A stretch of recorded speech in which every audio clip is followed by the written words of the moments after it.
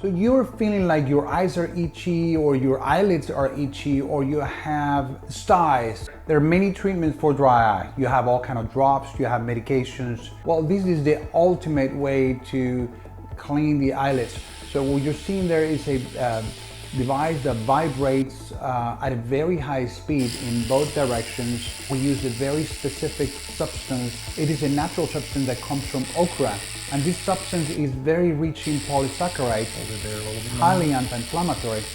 And by using this technique, we really clean the area very, very well. It is very effective. The results are quite immediate. After 20 minutes even, the patient will experience an improvement in their symptoms. The redness improves a lot and the eyes feel fresher.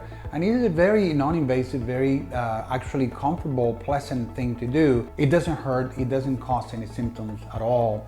So this is something we incorporate into part of our protocols for different purposes when the patient comes with dry eye or other types of ocular surface conditions.